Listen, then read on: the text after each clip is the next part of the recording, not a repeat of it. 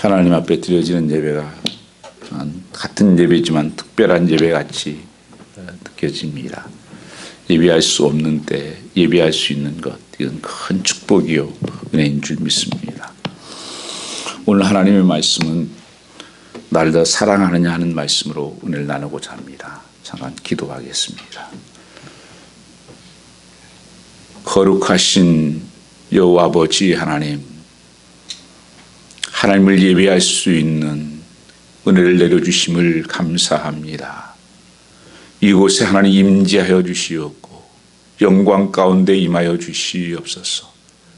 성령의 기름 부으심이 이곳에 임하게 하여 주시사 그 하나님 말씀이 살아 역사하게 하여 주시옵고 오직 예수 그리스도의 이름만 높아지며 영광되게 하여 주시옵소서.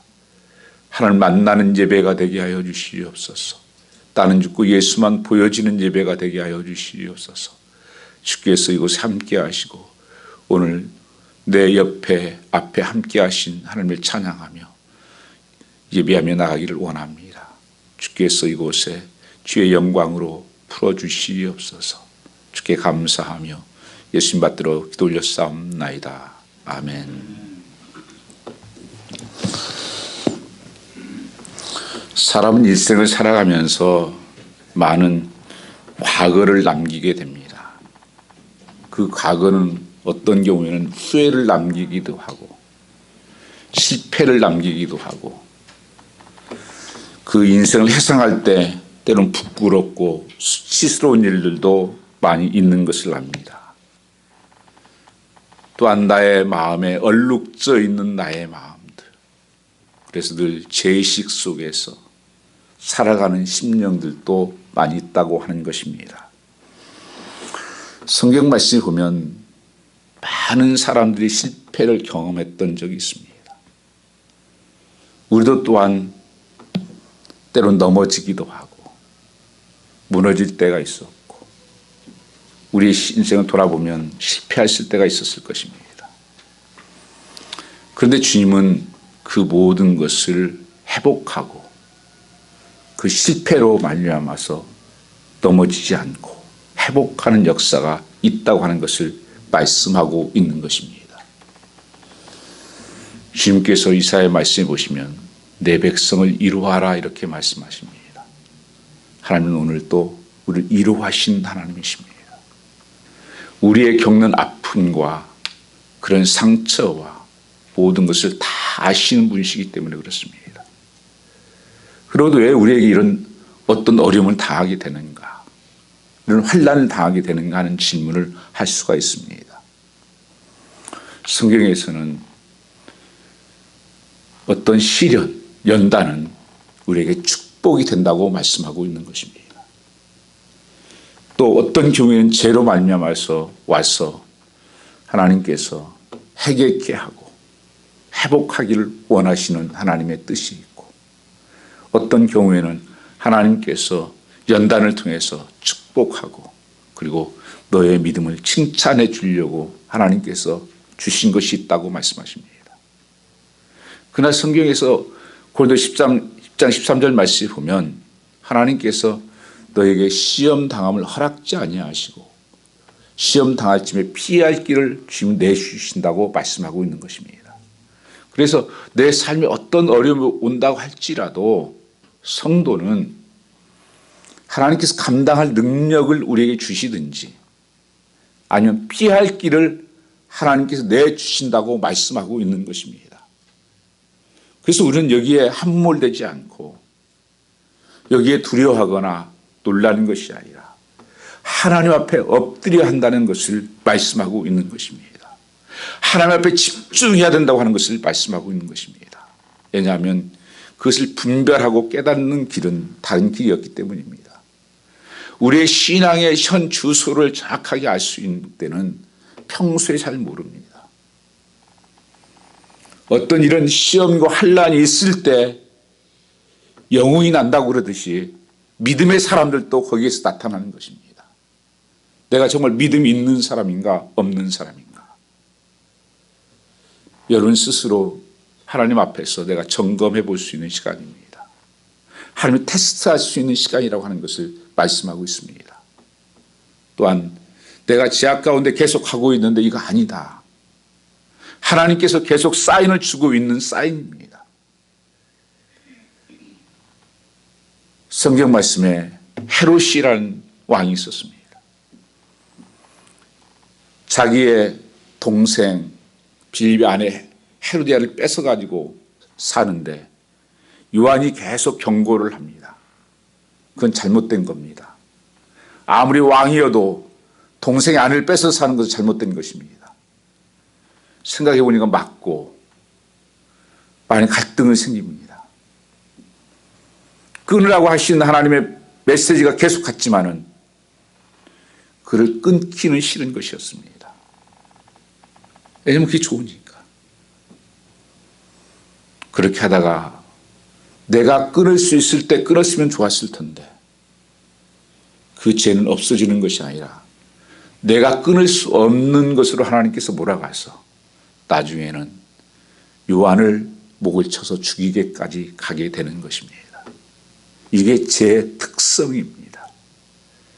그래서 이런 때라고 하는 것은 하나님께서 내 속에 말씀하실 때 내가 끊어야 할 것, 끊으라고 하는 엄중한 하나님의 경고가 있다고 하는 것들도 우리는 기억해야 하셔야 한다는 것입니다. 계속 이것을 가면 나중에 후회할 수밖에 없는 인생의 실패를 가져올 수밖에 없습니다. 그러나 어떤 경우에서는 요셉이 그런 어떤 고난을 받았던 것처럼 하나님께서 어떤 연단을 통해서 그릇을 만들고 또 하나님께서 쓰임받게 하기 위해서 그 길을 열 때가 있습니다. 아브라함 같은 경우가 우리가 보면 100세 때 아들을 하나님께 드리라고 말씀하지 않습니까? 말이 안 되는 거죠. 근데 아브라함은 이삭을 묶어서 끌고 올라가서 모리아산에 번제단에 올려놓습니다. 그리고 칼로 내리치려고 할 때 하나님께서 이렇게 말씀하십니다. 아브라함아, 아브라함아, 이제 정말 내가 사랑하는 것을 내가 알겠다. 너는 믿음의 사람이다. 그리고 하나님께서 어린 양을 준비해서 여호와 일의 하나님이라고 부르게 합니다. 그게 어린 양이 바로 예수 그리스도의 모형입니다.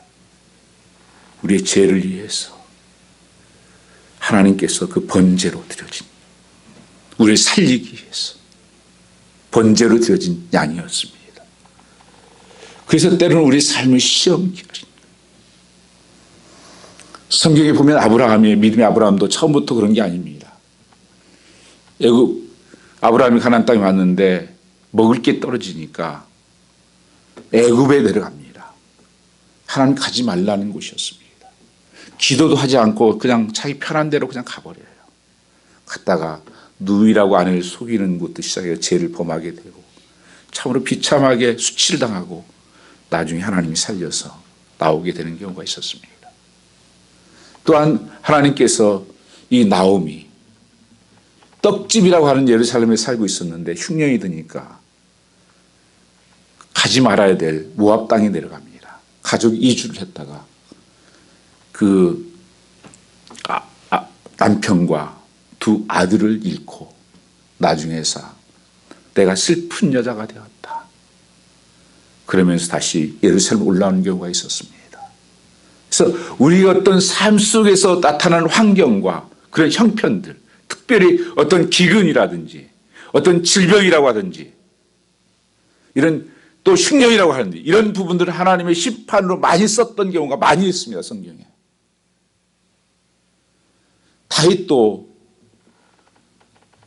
그 인구조 사업으로 말미암아 죄를 범했을 때 하나님께서 세 가지 중에 하나를 선택해라. 나중에 전염병을 톡하죠.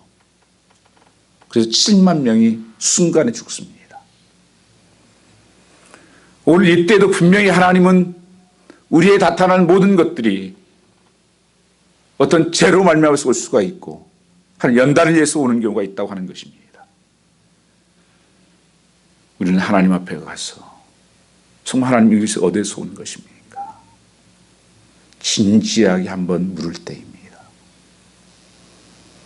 그것을 깨달아야, 그것이 해석되어야 내 삶의 어떤 행동이 달라지게 되어 있습니다. 무조건 피하는 것이 좋은 것이 아닙니다. 무조건 두려워하는 것도 좋은 것이 아닙니다. 하나님은 모든 것을 협력하여 나중에 보면 선한 것을 이룬다고 말씀하십니다. 내게 좋은 것, 나쁜 것, 우리는 잘 모릅니다. 나중에 믿음 안에서 있으면 하나님께서 좋은 것을 맺어가게 되는 것입니다. 저는 이것도 분명히 끝납니다. 끝났을 때 하나님께서 분명히 뜻하신 바가 있을 것입니다. 정말 어떤 놀라운 변화와 축복이 있을 수 있고, 어떤 연단을 통해서 하나님께서 믿음을 성장시키고 사명을 줄 수도 있고, 어떤 사람은 실패, 후회의 삶을 살 수도 있다고 하는 것을 말씀하고 있는 것입니다. 오늘 이 베드로, 실패한 베드로의 모습을 볼 수가 있습니다. 베드로가 왜 이렇게 됐을까요? 베드로는 그의 신앙 고백이 탁월했던 사람입니다. 주는 그리스도시요 살아계신 하나님의 아들이라고 고백하면서 주님 앞에 칭찬받았던 사람입니다. 그는 분명한 신앙 고백을 했을 뿐 아니라 그는 반석이 되는 축복을 누렸습니다. 예수께서 제자들이 너희도 가려느냐 다 떠날 때 베드로는 이렇게 고백했습니다. 주여 영생의 말씀이 계시면 우리가 누게로 가오리이까. 참 멋져 보이는 삶이었습니다. 믿음을 얻은 베드로는 주님 없이는 살 수 없는 존재가 되었다고 하는 것입니다. 베드로는 그 인생의 수치를 남기게 되고 말았습니다. 주님이 잡히시던 밤에 베드로는 예수께 가까이 가지 못했습니다. 멀리 서서 불을 쬐고 있다가 한 계집아이가 이렇게 묻습니다. 당신도 예수와 함께 있었던 자 아니요? 아니 난 모르지. 난 상관없는 사람이야. 부인을 합니다. 다시 조금 있다가 다시 묻습니다. 난 모른다니까? 심지어 저주까지 하면서 주인을 부인하는 사건이 생겨나게 됩니다. 이게 말이 되느냐는 거예요. 예수님의 수제자 중에 수제자예요. 3년 동안 주님을 쫓아다왔던 그 모든 능력을 보았고 말씀을 들었던 베드로가 왜 실패하느냐는 것입니다. 베드로는 이렇게 말했었습니다. 오늘 밤에 너희가 나를 다 버리라. 그때 베드로는 다 버릴지라도 나는 절대 그럴 수가 없습니다. 내가 진실로 되기를 오늘 밤 닭이 울기 전에 3번 나를 부인하라고 주님이 직접 말씀하셨을 때도 힘있게 그는 고백했습니다. 나는 주와 함께 죽을지언정 나는 부인하지 않겠나이다.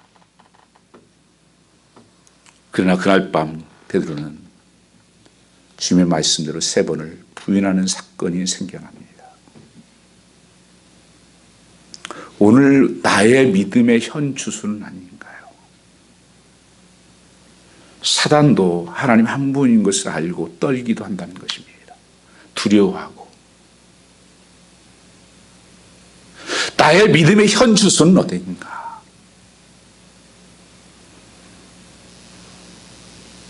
얼마나 우리가 입을 열면 예수 얘기를 많이 합니까? 찬양하고 고백하고 은혜를 받았습니까? 그러나 조금 어려움이 오니까 내 상황하고 판단하고 맞지 않는 일이 생기니까 베드로는 바로 부인을 하고 저주를 했습니다. 수치스러운 가오를 범했던 것입니다. 엄청난 배신을 저지르고 마는 것입니다. 주님은 십자가에 죽으셨습니다. 베드로는 그것을 다 보았습니다.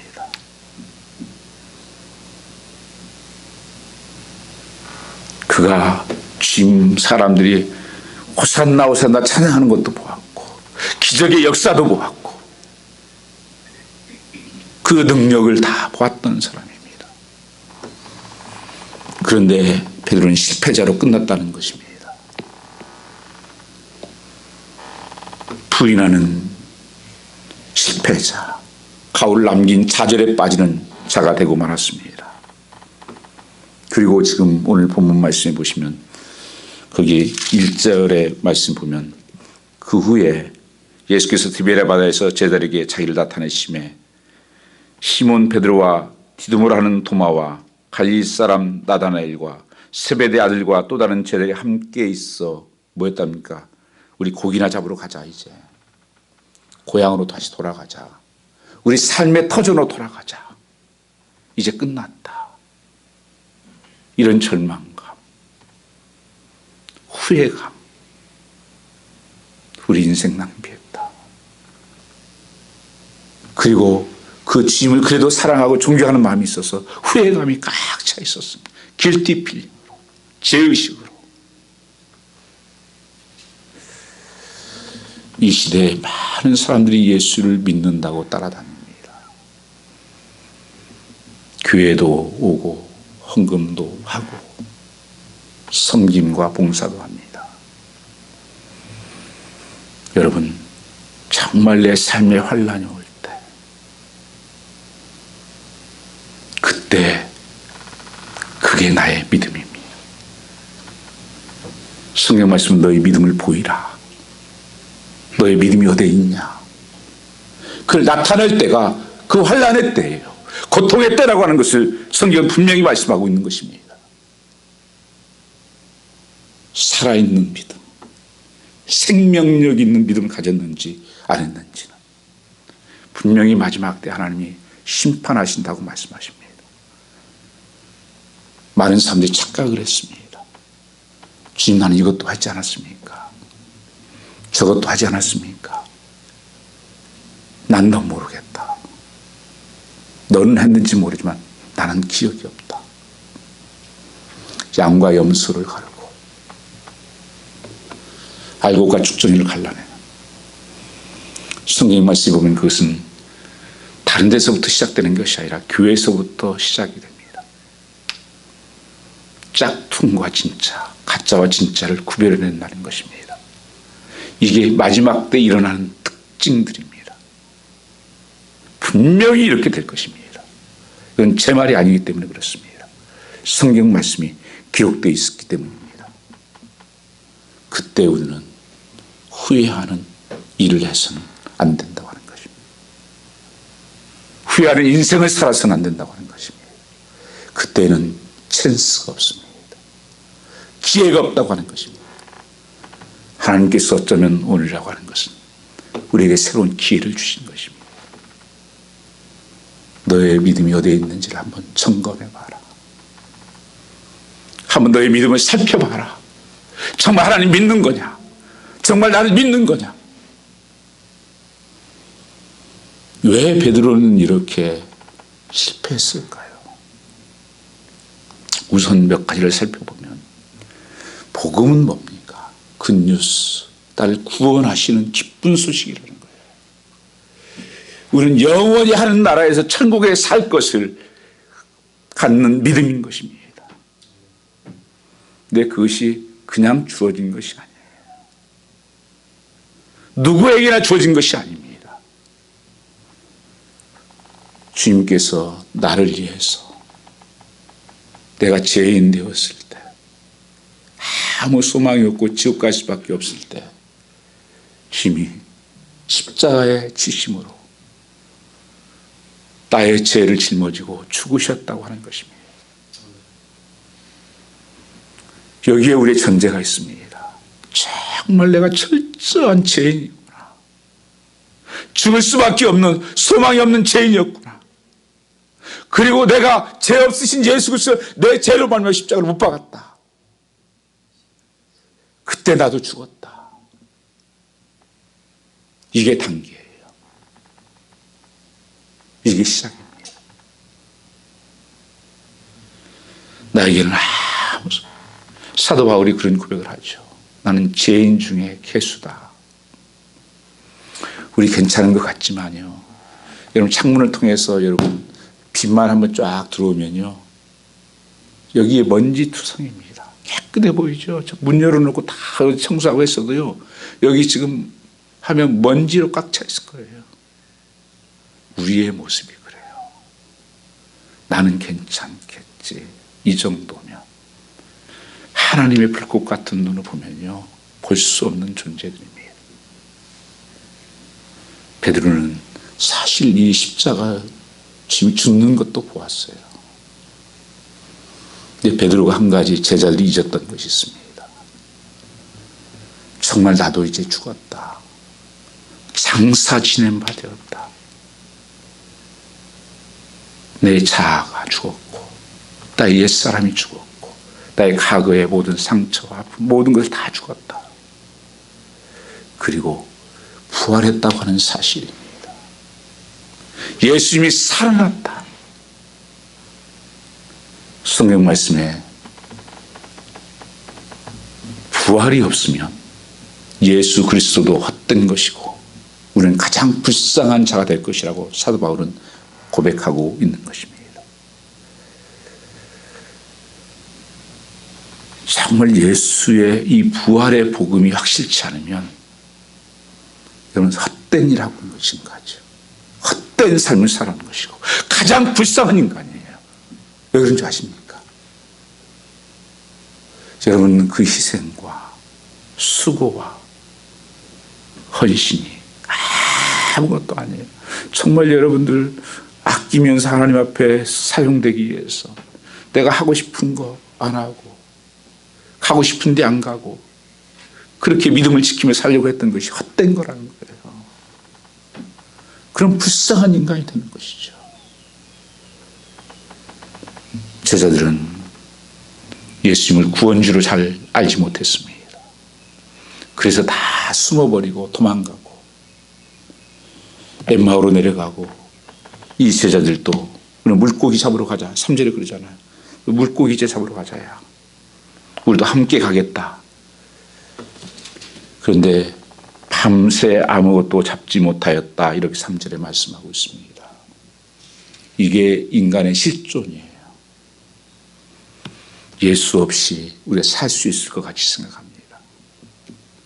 예수 없이 내가 열심히 노력하면 행복한 삶을 이룰 줄 알고 있습니다. 착각입니다. 여러분 여기 계신 분들 정말 이민삼 얼마나 어렵게 버티면서 수고했습니까? 한국 사람 같이 일 많이 하는 사람이 어디 있습니까? 잠 못 자고 어떤가 24시간씩 이 콜로라 19을 당하면서 남는 것이 무엇이 있습니까? 무엇을 위해서 그렇게 수고했습니까? 하나님이 한번 치니까 어떻게 할 줄을 모르고 이 베드로의 고백처럼 밤이 새도록 했지만 아무것도 잡지 못하였습니다. 빈 그물입니다. 빈손으로 돌아가야 될 인생입니다.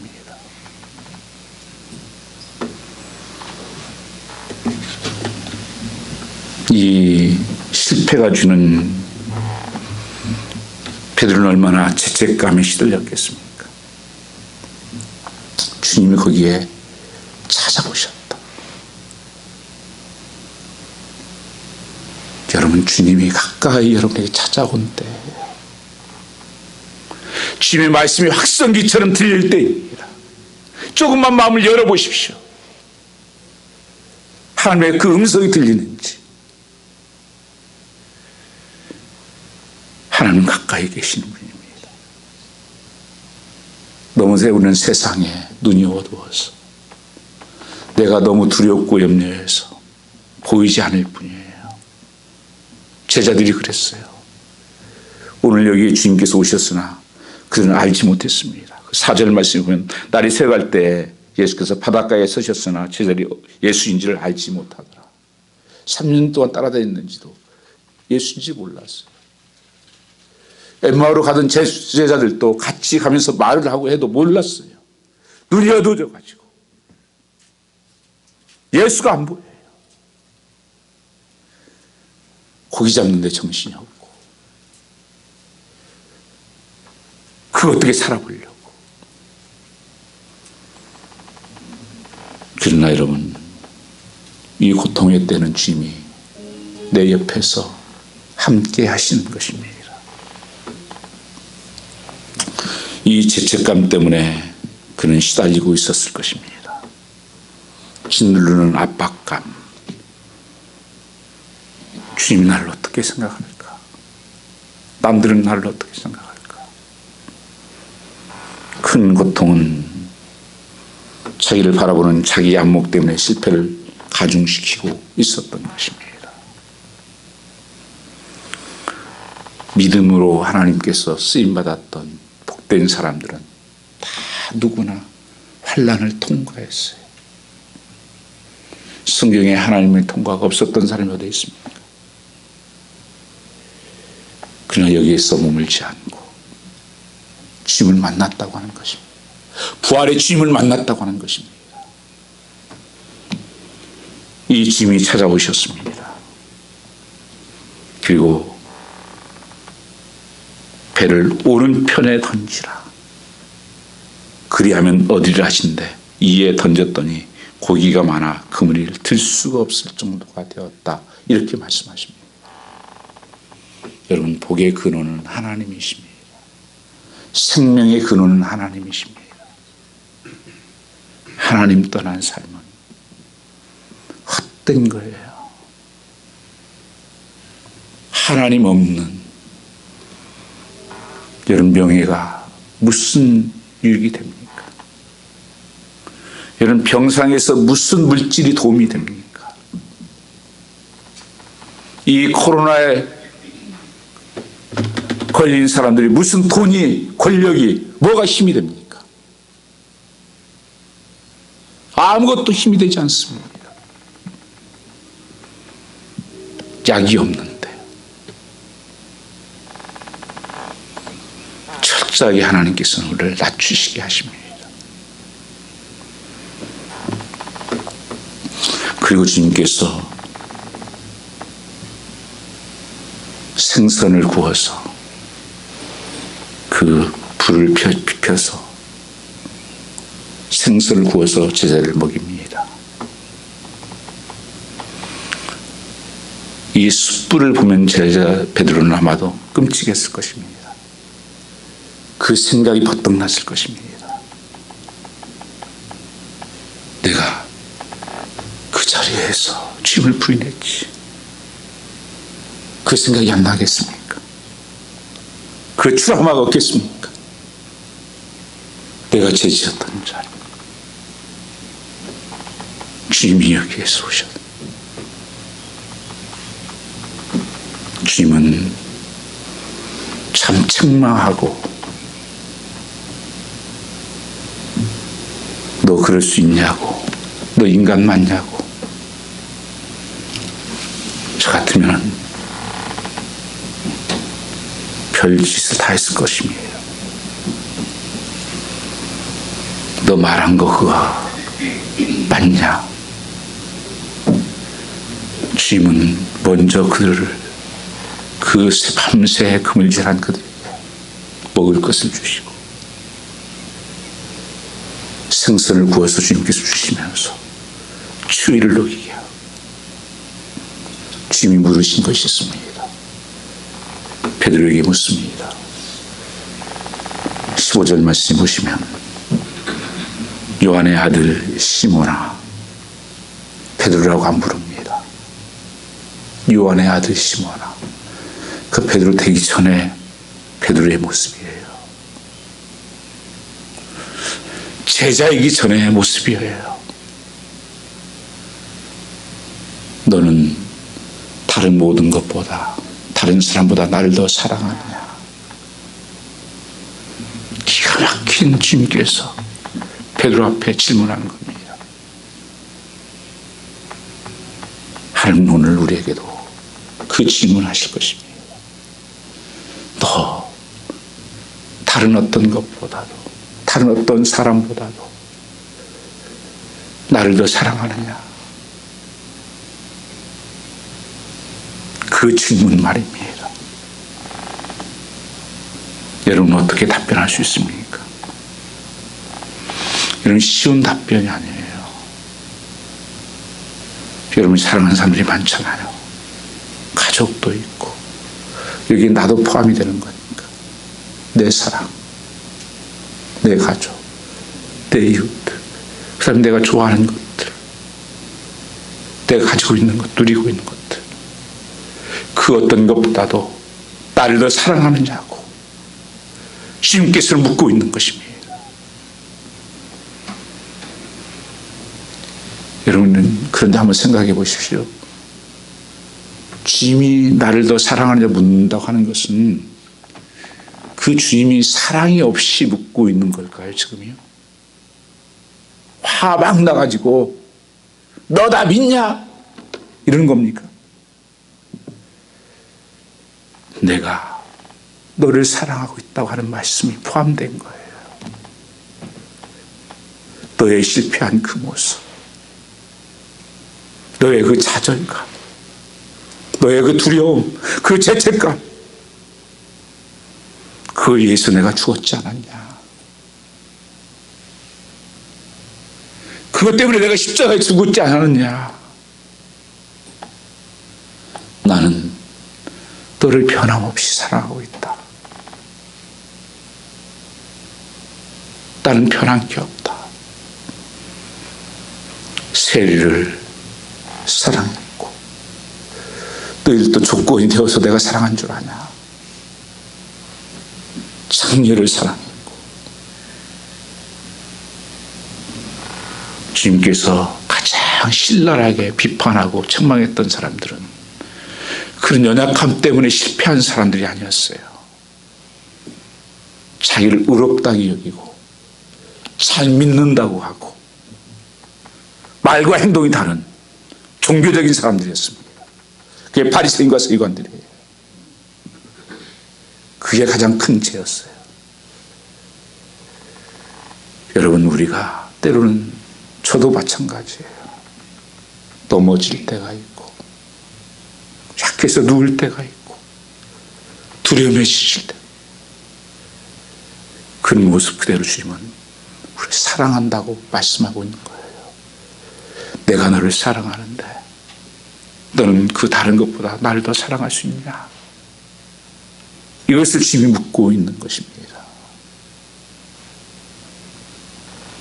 아가파스네, 그거예요.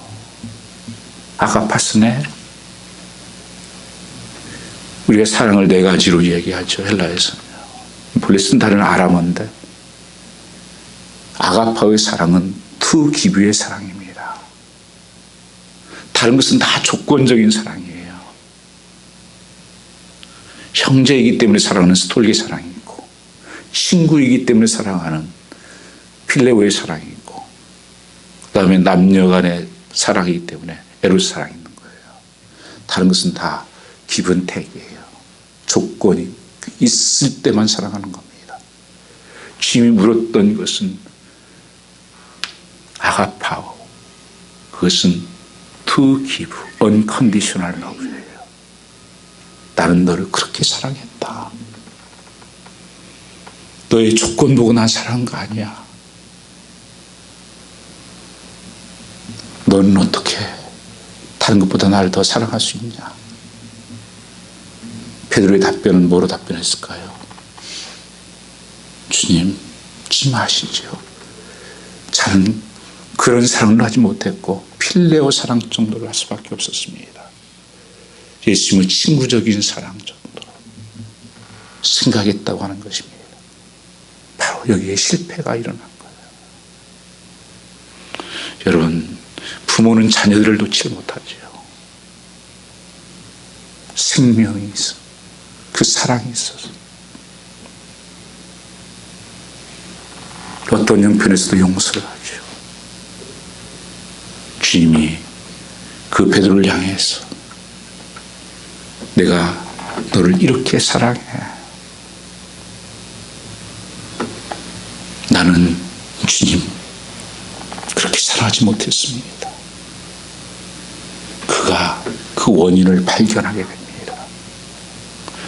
성경은 너희는 마음을 다하고 성품을 다하고 힘을 다하여 주 너의 하나님을 사랑하라. 내 이웃을 내 몸처럼 사랑하라. 이렇게 말씀하셨습니다. 하나님의 사랑을 가지라고 말씀하셨습니다. 여전히 우리는 주님을 따른다고 하지만 조건적인 사랑을 할 수밖에 없는 우리의 연약함을 주께서 아십니다. 주님께서 나의 죄를 위해서 잠깐이 아니라 영원히 나를 용서할 거라. 영원한 나라에서 잠깐 동안 천국에 누리는 게 아니라 영원히 누리게 해주신다는데, 그 은혜를 받았는데 우리는 아직도 이 세상 것을 놓지 못하고 있는 거예요. 아까운 거예요. 세상이요. 이 세상이 더 좋은 겁니다. 주님이 3번씩을 물어요. 얼마나 힘들겠어요. 주님이 왜 이렇게 실까? 그 중요한 진리가 있어요. 3번 베드로가 부인했어요. 그게 완전한 회복이고 완전한 치유예요. 우리가 어떤 용서를 하는 것도 완전한 용서가 굉장히 중요합니다. 완전한 회복이. 대충 그래서 끝나는 것이 아니라 충분히 하나님 앞에서 그가 회개할 거 회개하고 깨달을 거 깨닫고 나올 수 있도록 주님이 사랑하는 줄 주께서 아시지 않습니까? 그건 베드로의 진실된 고백이죠. 왜냐하면 베드로가 주님이라고 했을 때 처음에 못 알아봤어요. 다시 제자리 주님이라고 그러니까 옷을 벗고 있다가 옷을 입고 확 뛰어들어갔습니다. 이 제자로서의 다시 그 주님을 맞이하는 자세예요. 무시한 게 아니에요. 사랑했었는데 약해서 넘어진 것이죠. 오늘 여러분 삶 속에서 다시 한번 주님은 일어서라고 말씀하는 것입니다. 나를 더 사랑하느냐? 나는 이렇게 너를 사랑했다.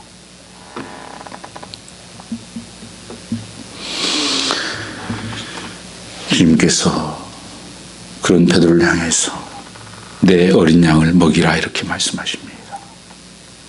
다시 믿어주고 다시 사명감을 주고 있는 것입니다. 참 멋지신 주님이시죠. 주님 내게도 그렇게 하십니다. 너 안 되겠다 야. 야, 너 쓰레기네 보니까 그렇지 않으셨습니다. 이제 다시 한번 네가 그 사랑을 깨닫고 내 어린 양을 먹이라. 내 어린 양을 치라. 가로되 주여 그러하이다. 내가 주를 사랑한 줄 주께서 아시나이다. 가로되 내 양을 치라 하시고 너의 있는 자리로 다시 돌아가라. 너의 사명의 자리로 다시 돌아가라. 믿음의 자리로 돌아가라. 너 여기 있을 곳이 아니지 않냐. 누가 피한다고 해서 피해지는 것이냐. 도망간다고 해서 하나님이 어디를 피할 수가 있는 거냐. 여러분, 여호와를 멀리하는 것은 망하는 지름길입니다. 여러분이 힘들수록 여호와를 가까이 하는 삶으로 나가야 되는 것입니다. 시편 73편이 그걸 말씀하고 있습니다. 여호와를 멀리하는 자는 음녀같이 망할 것이요 여호와를 가까이 하는 자가 내게 복이라. 내 육체는 서전하나 내 영혼 날마다 나는 새로워진다. 이런 고백을 하는 것입니다. 베드로에게 다시 사명을 주시면서 18절에 이런 고백을 합니다. 진실로 진실로 내게 이르노니 젊어서는 내가 스스로 띠뛰고 너 원하는 곳으로 다녔거니와 늙어서는 내 팔을 벌리리라. 남이 내게 띠띠우고 원치 않는 곳으로 데려가리라. 이것은 나이를 말하는 게 아니에요. 지금까지는 네가 하고 싶은 대로 네 마음대로 살았지만 이제는 안 된다. 나를 따르라. 그렇게 말씀하시죠. 19절에 이 말씀을 하시고 베드로에게 이르시되 나를 따르라. 팔로우미. 이제는 말씀을 따라 살아라. 너 하고 싶은 대로, 네 욕심대로, 내 뜻대로 살지 말고. 그게 너의 결과였고 실패였다. 이제는 하나님 말씀을 믿고 나를 따르라. 그리고 주님께서 말씀하신 것은 무서운 말씀하시죠. 19절에 보면 이 말씀은 베드로가 어떠한 죽음으로 하나님께 영광을 돌릴 것을 가리키미로라. 죽음이 영광이 된대요. 여러분은 어떤 죽음으로 영광을 돌리겠습니까? 우리는 다 죽어요. 썩을 육신들이에요. 저도 좀 나이를 좀 계산해 보면 끔찍해요. 지금요. 오래 살고 싶어서 그런 게 아니에요. 살아갈 수 있는 시간이 얼마 없어서 그래요.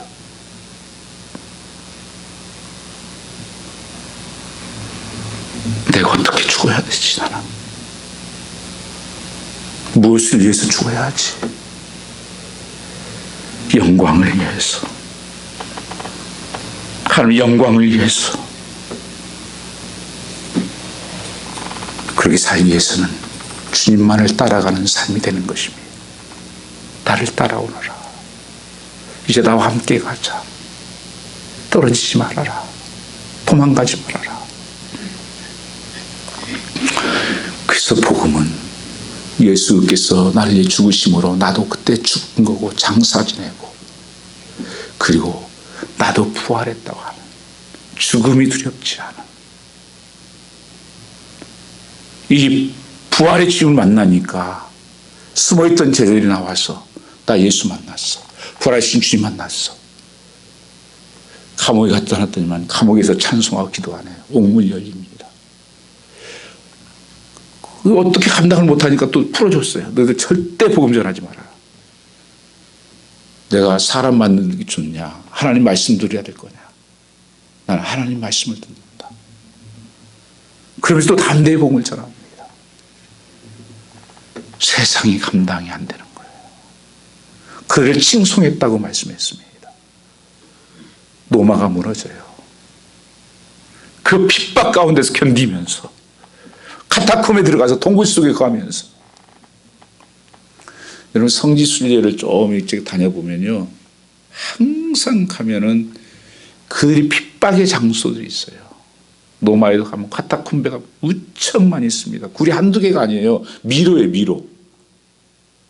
거기서 죽으면 그 장사 지내고 그 톡을 파가지고 예배드리고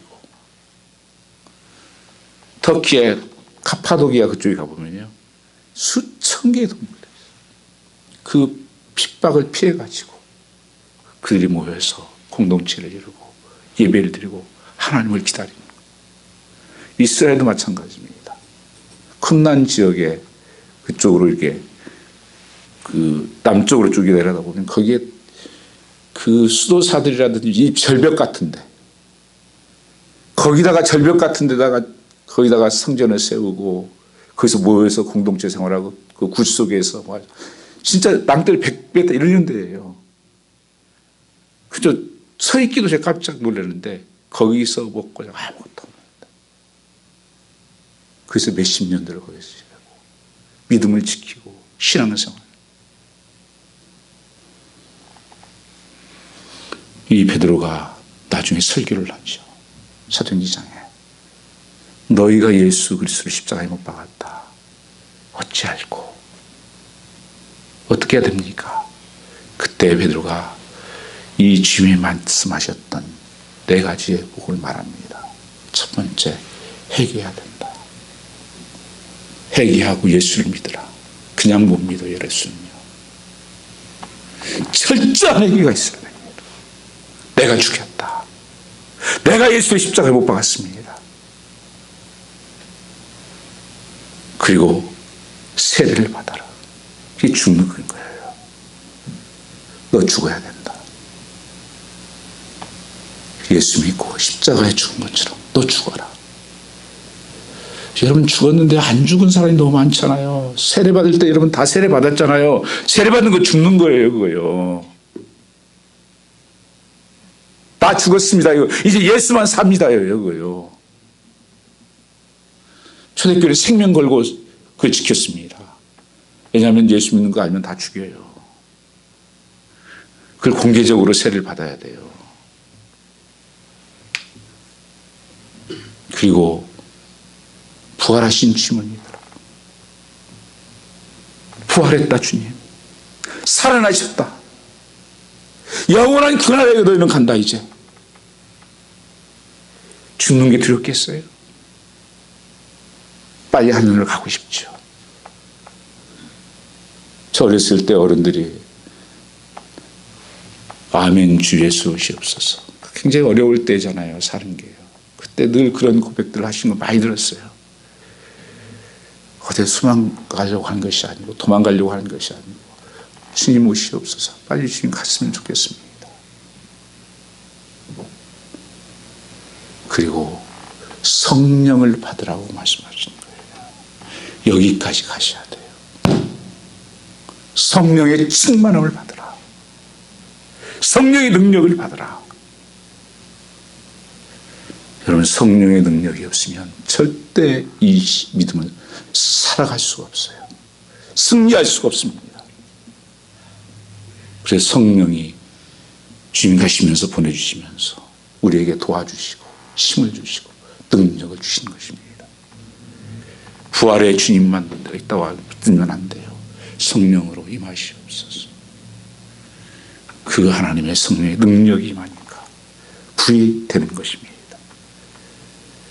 담대히 복음을 전하고 하나님의 그 사명을 감당하는 것입니다. 그들이 나중에 결국 무엇이었습니까? 복음 전하는 것으로 끝납니다. 가서 내 양을 치라, 내 양을 먹이라, 그리고 복음을 전하라, 그렇게 말씀하는 것입니다.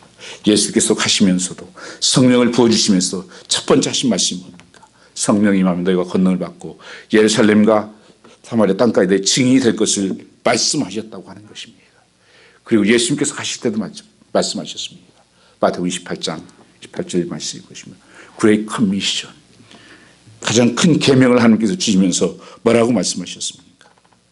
너희는 가서 모든 족속으로 제자를 삼아 아버지의 아들과 성령의 이름으로 세를 주고 내가 분부한 모든 가르쳐 지키게 하라. 마가복음에서 너희는 온 천하에 다니며 만민에게 복음을 전파하라. 누가복음에서는 너희는 이 일을 증인이라. 사도행전에서는 오직 성령에게 말씀은 권능을 받고 증인되리라. 모든 성경의 말씀에 이 부활의 증인으로 또 성령 충만한 삶 받아서 뭐 하려고? 복음 전하라. 예수 전하라. 죽어가는 영혼들 살려라. 교회 목적이고 성도의 목적이에요.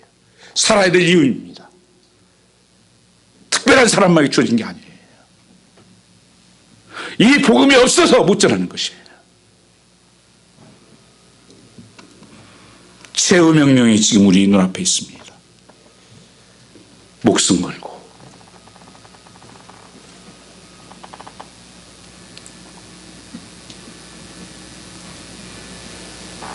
목숨 걸고 우리는 이 복음을 증거해야 되는 것입니다. 그리고 전도하고 선교하는 사명을 감당해야 됩니다. 말씀 붙잡고 기도해서 성령의 능력으로 성도의 예수님 마지막 기상명령을 순종하기로 결정하셔야 됩니다. 우리는 복음의 능력을 받아 전하기 위해서 이 전도하는 일, 영혼 살리는 것, 지금 이때에도 많은 문이 열려 있습니다. 그러기 위해서 소망의 교회는 존재합니다. 그게 비전입니다. 이 주의 정말 마지막 때 그 핵심의 영혼이 불타오르는 선교와 복음 전도를 잊지 마십시오. 이것이 부활의 소망을 믿고 사는 우리에게 드릴 수 있는 주님께 드리는 최고의 선물입니다. 부활의 증인으로 사는 것이, 성령의 능력으로 사는 것은 다른 것이 아닙니다. 이 세상에 잘 먹고 살려고 하는 것이 아니라 영혼을 살리려고 하나님께서 우리에게 부어주십니다. 또한 이 선물이 가장 사랑하는 사람에게 좋은 선물이라는 것들도 잊지 마시기 바랍니다. 시간 한번 같이 찬양했으면 좋겠습니다. 주 하나님 독생자 예수,